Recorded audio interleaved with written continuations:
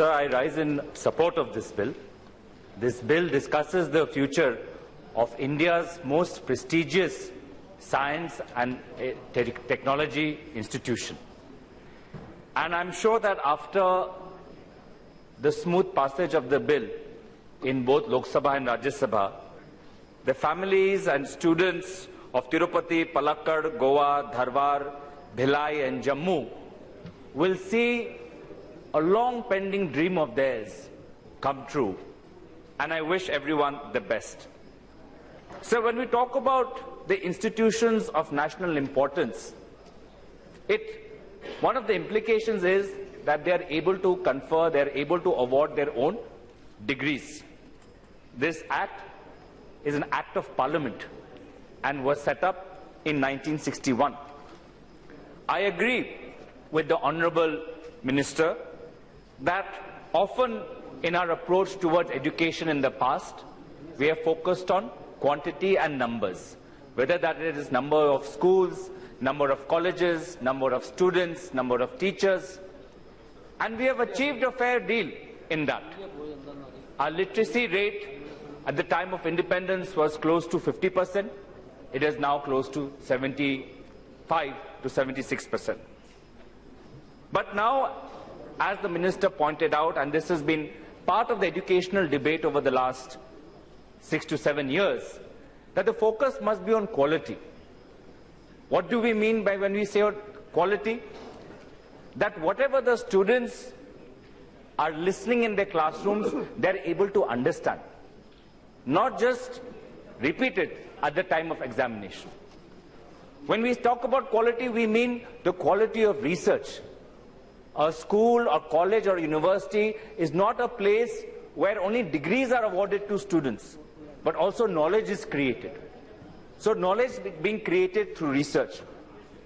The diversity of students, that students from across India, across the SAARC nations, and from across the world should be studying at this so that the students can learn from each other, they can be peer-to-peer learning. So there was a time when in our Indian history, the universities of Nalanda and Takshila were world centers of academic excellence. And people from across the world would really strive hard to study at these institutions. And that is what we're talking about, quality. And that should be our aim. Sir, I remember at this time, Pandit Jawaharlal Nehru, in his 1956 address at IIT Kharagpur, he looked with pride towards where this IIT was standing. And he said that this is a monument to India's future.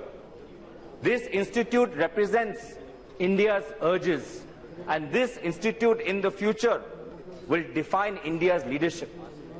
So therefore, when we're talking about IITs, it is not just simply about having institutes in different parts of the country. We are in fact talking about India.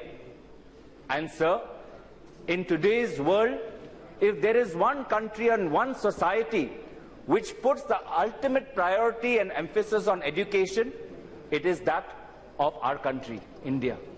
Where else in the world will you find a goddess of knowledge as in Ma Saraswati? Where else in the world will you find a god of engineering and architect as in Lord Vishwakarma? Our nation has given Aryabhatta, who gave the world the power of thinking about the zero.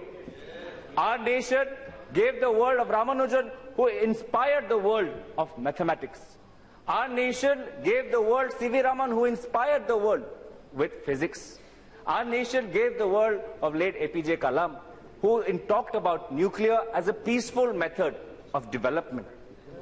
So today, when we talk about the parliament as a temple of democracy, then surely our IITs are the temples of science and technology. And therefore, sir, I am proud of the service that our IITs have done over the last couple of decades. It was not easy to begin with. The IITs in the beginning were set up through foreign collaboration and international aid. IIT Kharagpur was set up with support from UNESCO.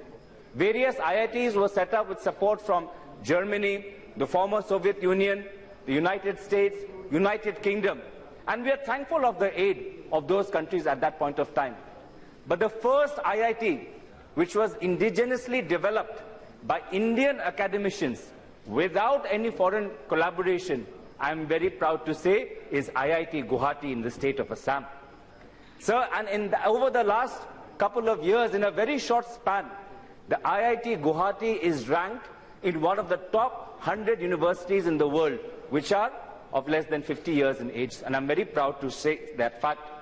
And when I'm talking about IIT Guwahati, then I cannot forget the contribution of late Rajiv Gandhi, who gave birth to IIT Guwahati through the Assam Accord of 1985.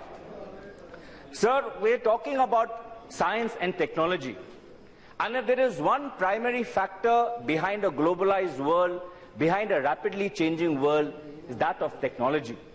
Technology has able to flatten the world in unimaginable ways. When I was a young student in school, the computers were so big. There was a separate monitor, a separate keyboard, a separate central processing unit, a separate dot matrix printer, a separate scanner. Couple of years evolved, and then you find that the computers became smaller. They were laptops. Couple of years involved, and now your entire computer, sir, is in your palm. One phone acts as a printer, the same phone acts as a camera, the same phone acts as a scanner, the same phone acts as a modem, and you can send email. This is how fast the world has evolved and how technology has evolved. And today, we have to understand that Pandit Nehru said that IIT should be at the forefront of technology. And that is my dream as a young Indian, that our IITs are not just a member of the technology change that is taking place, but is at the forefront. That we really have to see that what is happening in technology, what are the latest inventions. Today, cars don't need a driver. They're driving on their own. Cars are running on batteries. Today, we can speak to our mobile phones. We can give voice commands to the fridge. We can tell the TV which give voice instructions. Today, there's a day of artificial intelligence. We are giving data from our mobiles as to where our location is. The latest mobile game is Pokemon Go, which focuses on location-based data. Today, there's a day of cloud computing. Gone are the days when one computer used to occupy an entire office. Today is a whole new world with latest inventions coming up. So therefore, if we really must ensure that India is not behind the world in terms of technology, but is leading the world in terms of technology, then we must focus on our IITs and try to see how we can support them. And in this case, sir, in 2010, the Anil Katkotkar committee was set up. It outlined a path of how to make our IITs even more greater, how to make our IITs not just places where students come and get degree, but how to make our IITs a source of wealth in terms of knowledge. And it outlined that if you really want to create knowledge in IITs or any higher educational institutions, you must focus on your PhD students, sir. It is the PhD students who, through their 3 years, 4 years of research, really go into the depth of the subject and are able to create something new. And in this case, sir, we have much to achieve. In the field of engineering and technology, every year, if you see how many PhD graduates come out of US or come out of China, the numbers are close to 8,000. But if you see the same field, how many PhDs every year do we create in the field of engineering and technology in India? 1,000. So therefore, the Anil Katkotkar committee outlined a target, a very ambitious target, I must say, that every IIT institute should have a faculty of 1,200 professors and should have close to 12,000 students. 1,200 faculty members, 12,000 students. Where do we stand now? On an average, each IIT has close to 400 to 500 professors, far from 1,200. Every IIT has around 5,000 to 6,000 students on an average, far from 12,000. So if we really must achieve a target where there are 40,000 PhD students studying in one IIT, where there are 40,000 master's students studying in one IIT, where there are 80,000 undergraduate students studying in one IIT, then we have a lot to do. And how do we support this? We have to focus on research infrastructure. Sir, I hope that when we're talking about this bill, we're not only talking about setting up, converting existing institutions into IIT, but really coming up with a long-term plan as to how to expand the research infrastructure so that our own PhD students don't need to go to an American or a Canadian university to have access to their technology and their lab. The very same lab, the very same instruments, the very high quality faculty support can be found in our domestic IITs. That should be the aim. And therefore, the committee itself is 278 pages, sir. It's a very extensive work. I managed to read the executive summary, so I'm sharing from there. It said that you must focus on research infrastructure. How? It talked about special laboratories, sir. So just imagine that IITs have a special laboratories which collaborate with government or state governments or district governments on projects which are relevant to that state. If there's IIT Guwahati, it collaborates with the state government of Assam on flood management. If there's an IIT in Delhi, it collaborates with Delhi on urban planning. If there's an IIT in another state, it collaborates with the state government on climate change and agriculture, new technology, technology which is affordable, technology which is contextual, technology which is accessible. And then after special laboratories, the Commission talked about research parks. So we must have greater collaboration between the industry and the academia. Our industry also, if we want our domestic industry to come up with new technology, if we actually want Startup India, if we want our Indian industries to innovate, invent, then they must collaborate and must have the academic support. So therefore, these youth universities must have research parks where industries sponsor and fund research projects. So I am a great believer of private philanthropy. But while I appreciate the sentiment and I acknowledge that every time a business family or a corporate, in order to contribute to education, sets up a different private engineering college, sets up a different school, sets up a different college, so instead of private corporate philanthropists setting up different schools, different colleges, why can't we create a mechanism by which they contribute to our IITs, through our IIMs? Why does the top in the Indian industrialists need to donate to American universities and set up a $10 million chair? Why can't they give the same money to our IITs? Why can't we create the same mechanism if it does not exist? Our universities should allow private philanthropists to donate to set up labs, to donate to set up hostels, donate to set up canteens. I'm a big believer of that, sir. दान हमारे सभ्यता में है, लेकिन दान का हमें उस रास्ता भी देना चाहिए कि हमारे लोग में जो धनी लोग हैं वो अपने यूनिवर्सिटी खड़ा करने के बजाय किसी एग्जिस्टिंग जो अच्छा यूनिवर्सिटी उसको सपोर्ट करें.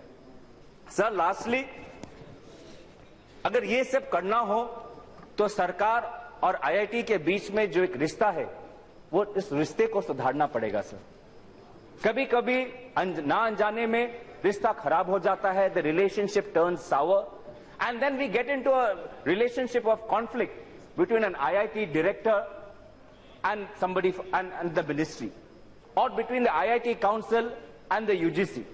Sir, the IIT was set up as an act of parliament. Let us give it the respect that it deserves. And we talk about respect, what is the first thing that we should give? Is we should give autonomy. We have set up a commission. It's very well, I understand that a commission has been set up, but what is the government's view on that? What are the steps that they're going to implement? Why is it not clear?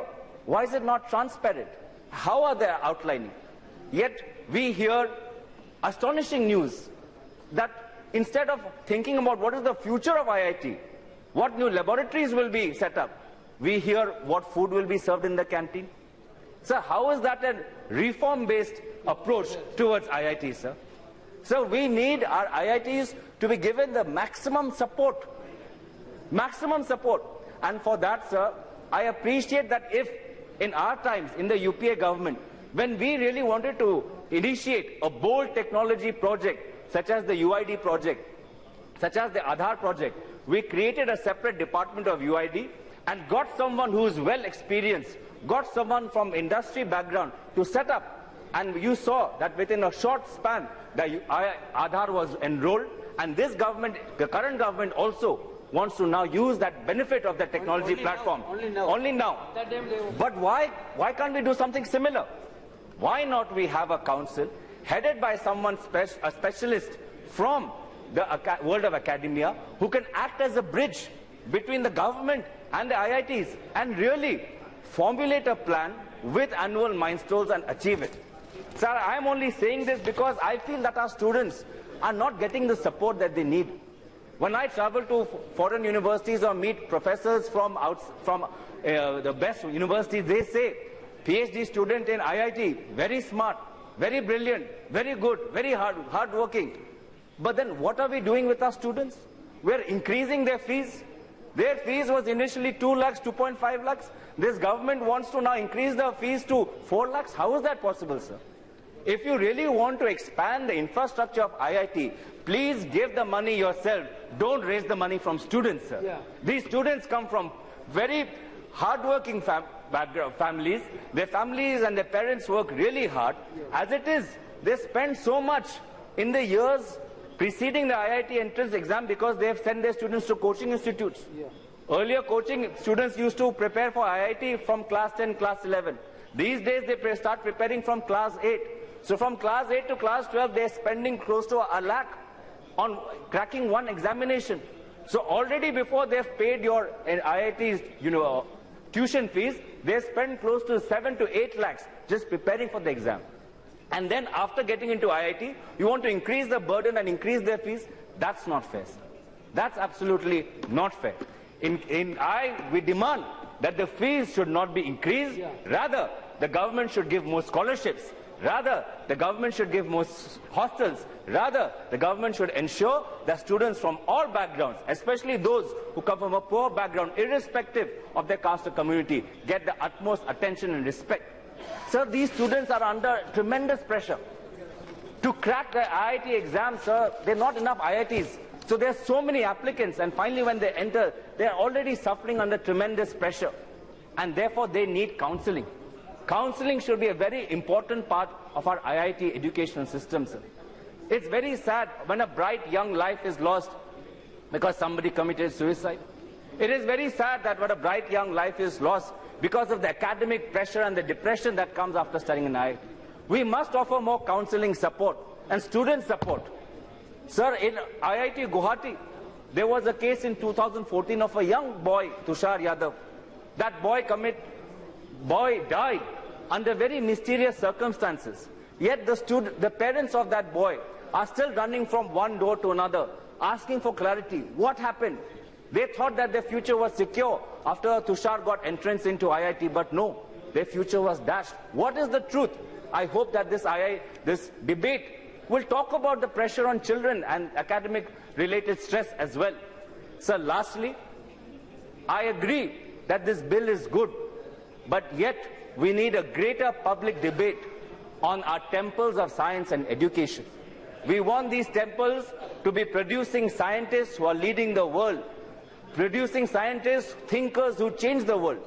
And therefore, the focus must be on creating research projects, must be focused on research parks. There is one research park in IIT Madras. I expect and I hope that this debate will lead to another research park. Maybe, I hope, in the first indigenously developed IIT, which is IIT Guwahati. My request to the Honorable Minister to create a research park, give it a startup capital of 50 crores, let it contribute and work with the state governments of the entire Northeast region. And today, when we talk about IITs, let us talk about with a perspective of future. Let us remember that the Pandit Nehru said that IITs must be at the forefront, and India must relive its traditional role of being a source of wealth and knowledge for the entire world. Let us reclaim that position. That is our cultural history. That should be a foreign policy priority. That should be our education, our approach. And I hope that this debate will talk about a future roadmap for our temples of science and education. Thank you very much. जो BJP गलत कर रही है, ये जो पिछड़ों के ढोंग कर रही है, ये जो पिछड़ों का ढोंग कर रही है, अध्यक्ष जी इसको समाजवादी लोग, अध्यक्ष जी, अनिल नेताजी बोलेंगे, मैं बैठ रहा हूँ, अध्यक्ष नेताजी बोलेंगे।